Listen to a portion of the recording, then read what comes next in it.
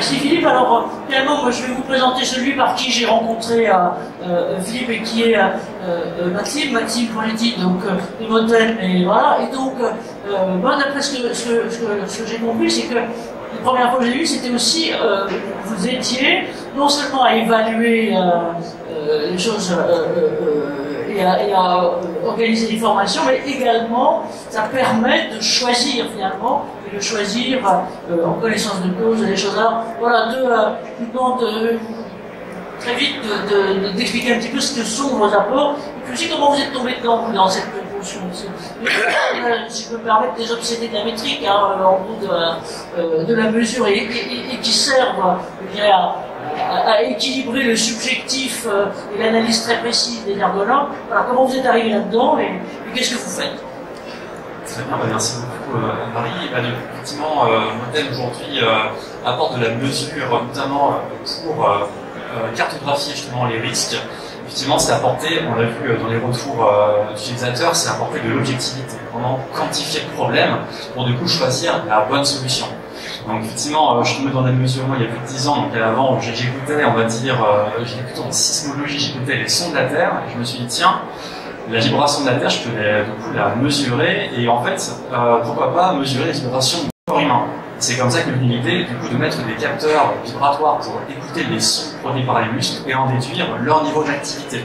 Et c'est là que Emoten peut du coup détecter l'activité musculaire, qui est une quantité qui était jusqu'à présent très compliquée à obtenir.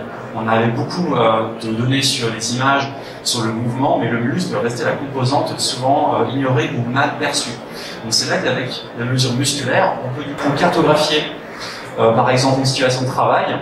On peut du coup voir le parcours d'un opérateur ou d'un compagnon sur un chantier ou dans un centre logistique et le voir. On voit les bulles avec en horizontal le score musculaire et en vertical le score postural, et on peut voir les actions prioritaires à mener pour trouver les bonnes solutions. Si on est vraiment dans le cadran en haut à droite avec le schéma à bulles, c'est que vraiment on a une forte astreinte posturale et une forte activité musculaire, et donc il faut agir en priorité là-dessus.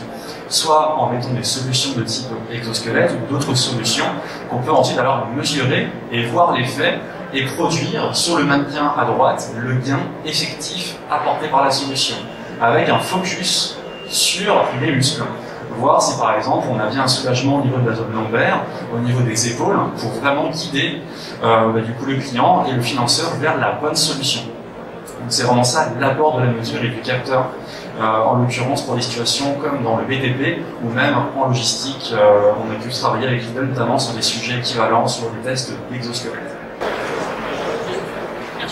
Je reviens juste en deux mots là sur le visuel précédent. Effectivement, là, vous aidez donc à la fois, c'était le cas par exemple en matière de distribution, je ne sais pas si vous avez fait, je ne sais pas, pour Lidl, pour encore une fois du côté du e-commerce, pour aider à choisir les équipements les plus adaptés, et puis aussi pour aider à la formation sur le reste. Merci à Maxime de ce côté-là.